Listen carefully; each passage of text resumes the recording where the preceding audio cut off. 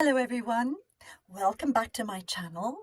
As you can tell, it's Tuesday, therefore it must be LoveCrew Book Club Day. Now, in these episodes, we're looking at love. We are talking about it and we read books about love. So at the moment we're reading Leo Buscaglia's book called Love, What It Is and What It Isn't. And personally, I feel love is the most important thing. We are love. And so if we can look at love and learn more about it, perhaps we can also put more love out into the world, if you see what I mean, and therefore express it and make it into something wonderful so that we all have a happier, healthier world to live in. So, in the previous chapter, we looked at the idea that love knows no age and that our potential for love is infinite. Isn't that wonderful to think? So, let's dive right into chapter 5 today, which is titled Love Has Many Deterrents. At the start of this chapter, there is a quote from Segaki, translated into English for us by David Stackton.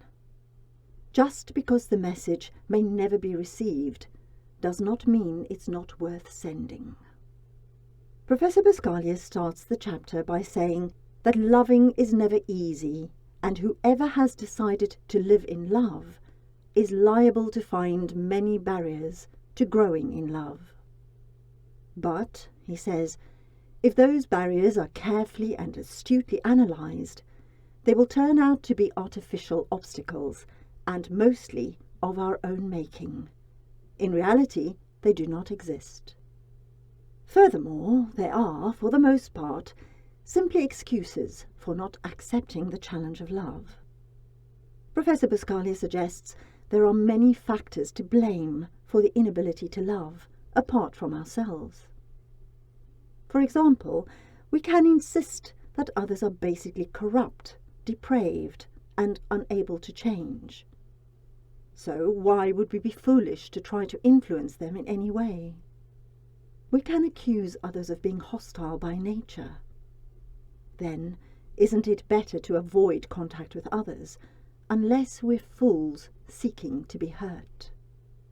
We may then decide that the insurmountable barriers to love is a waste of time and energy. Or we may sit back comfortably in the assurance that we are already a lover, satisfied with our ability to love and be loved. Would we not be foolish, then, to gamble our present security for a doubtful future? Professor Buscaglia suggests we often hide comfortably behind these easily reinforced realizations for our entire lives. We never see our relationship to our inability to form serious, meaningful relationships or feel peak experiences. So, if we create an image of others as basically hostile and evil, for example, we are wise to be hesitant to reveal ourselves, much less reveal our love for another, for in doing so, we become susceptible to hurt. So it's easier and safer to sit alone, even if we feel a natural urge to relate to others, than run the risk of being shunned. Sadly, our first assumption is that others will reject us. We seldom consider the fact that we run an equal chance of being accepted. It doesn't seem possible that the person at the next table or across the room may have as great a need for us as we have for them.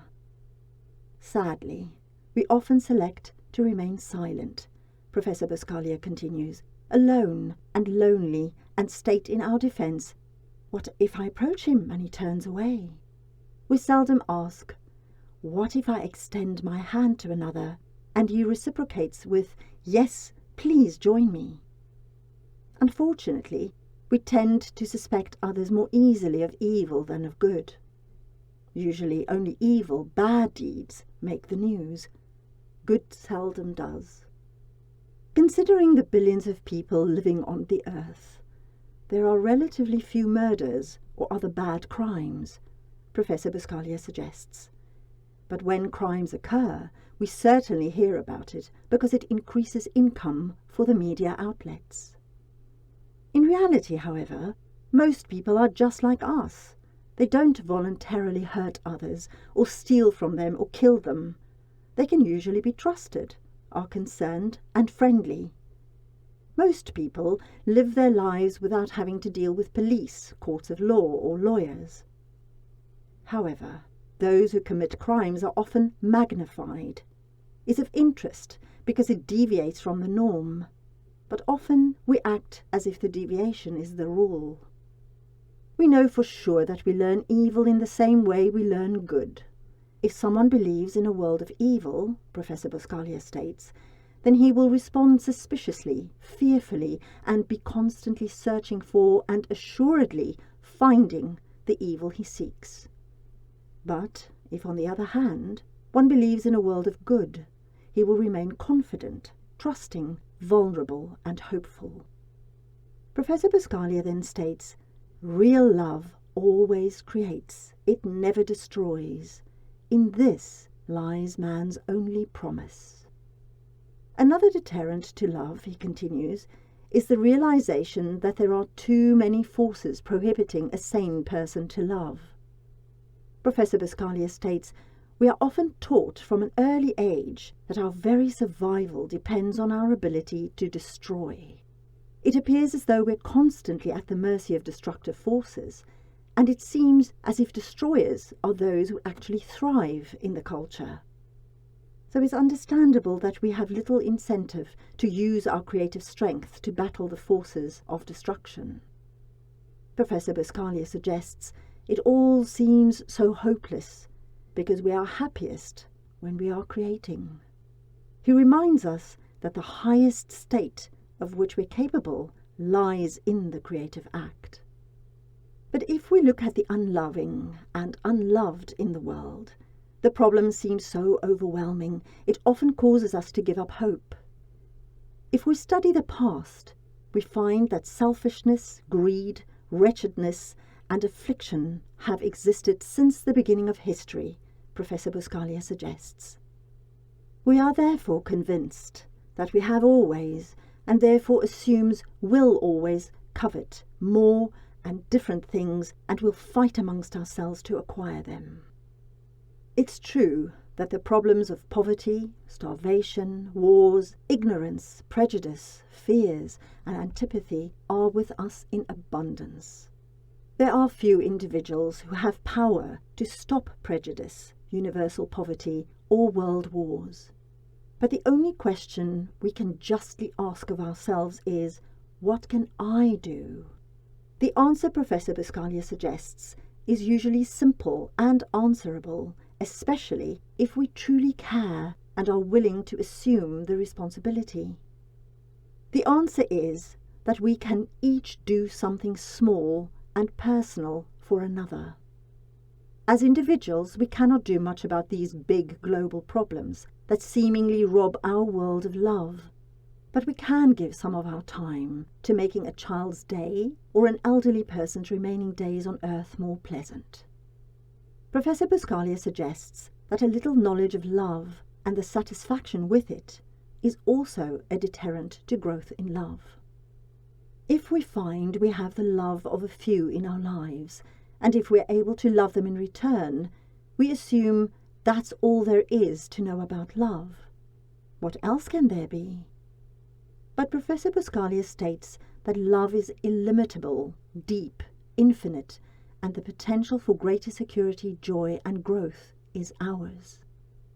He suggests it often takes a severe emotional shock to awaken us from our lethargic state. But each day we're offered new means for learning and growing in love. Each day in which we become more observant, more flexible, more knowledgeable, more aware, we grow in love. Even the seemingly most insignificant thing can bring us closer to ourselves and therefore to others. He suggests we must never be satisfied with our ability to love. No matter where we are, it is always just a beginning. Finally, he states, a great deterrent to love is found in anyone who fears change. For as suggested above, growing, learning, experiencing is change. Change is inevitable. There is only one thing of which you can be certain, and that is change. To deny change is to deny the only single reality. Attitudes change, feelings change, desires change, especially love changes. There is no stopping it, nor holding it back. There is only going with it. So Professor Buscaglia sums up that deterrents to love are man-made, but love will not be deterred. Love flows like the river, always itself, yet ever-changing, recognizing no obstacle. Isn't that wonderful? Thank you for listening and for joining me on this journey about love. If anything has resonated with you, please like, subscribe, and share with friends you know might enjoy joining us as well. I'd love to read your thoughts in the comments below this video. Until next time.